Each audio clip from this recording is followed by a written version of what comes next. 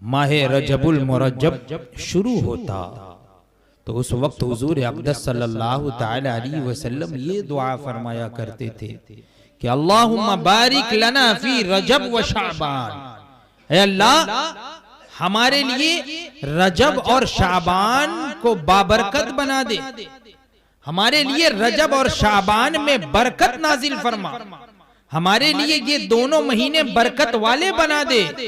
वबल्लिगना रमजान, और बरकतों के साथ खैर व आफियत के साथ हम तक रमजानुल मुबारक को पहुंचा दे, यानी खैर व बरकत के साथ हमें रमजानुल मुबारक मिल जाए।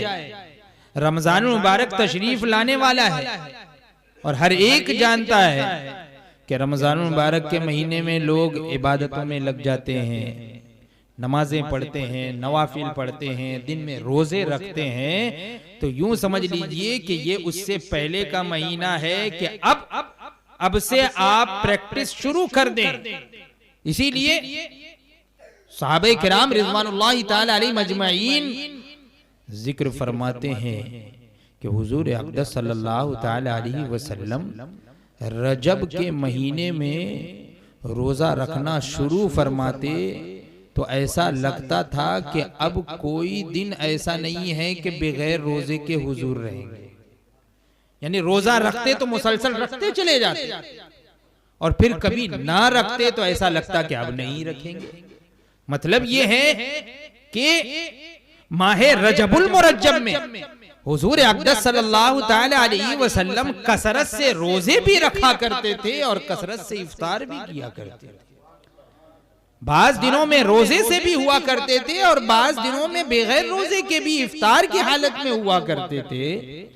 और फिर शाबान का महीना आता तो रमजान के अलावा सबसे ज्यादा जिस महीने में हुजूर रोजे से हुआ करते थे वो शाबान का महीना। तो ये क्यों? इसलिए कि ये दोनों महीने जो है ना, ये रमजान मुबारक के इस्तिकबाल के महीने हैं। रमजान तशरीफ लाने वाला है, अब यूं समझ लीजिए कि बस रमजान करीब आ गया। जैसे कि आपके घर में शादी है, बेटी की शादी है, बारात आने वाली है, दूर से बारात आने वाली है, तो बार बार फोन करके आप मालूम करते हैं कहाँ पहुंचे, कहाँ पहुंचे। मालूम हुआ कि हाँ बस एक स्टेशन दूर है या 5 किलोमीटर दूर है, फौरन तैयारियां शुरू कर दी जाती है। अभी मेहमान आए नहीं है लेकिन तैयारियां शुरू कर दी जाती है कि जैसे ही मेहमान आए तो उन्हें कोई परेशानी ना हो, कोई परेशानी ना हो, कोई दिक्कत ना हो। उनके आने से पहले ही तैयारियां शुरू कर देते हैं, मेहनत शुरू कर देते हैं। तो उसी तरीके से रमजानुल मुबारक भी हमारे लिए मेहमान है, वो मेहमान के तौर पर तशरीफ लाने वाला है। तो उससे पहले ये तैयारियां आप शुरू कर दें। तो ये तैयारी करने के लिए ये 2 महीने हमें मयस्सर आए।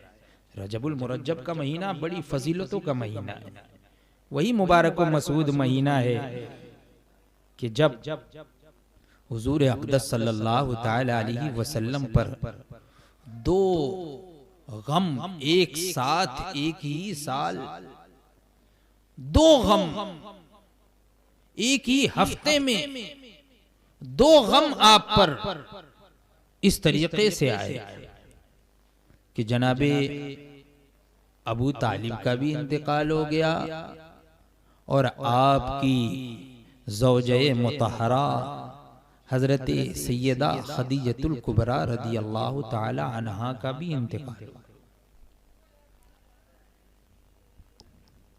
जनाब अबू तालिब की वफात और हजरत सैयदा खदीजतुल कुबरा रदियल्लाहु ताला अन्हा का विसाल, ये दोनों ऐलाने नबूवत के तकरीबन 10वें साल, ये 10वां साल जो था। इसीलिए तारीख में इस साल को आमुल हुज़्न कहा जाता है, गम का साल, बड़ी मशक्कत का साल। हुजूर पर मशक्कतें बढ़ गई, क्योंकि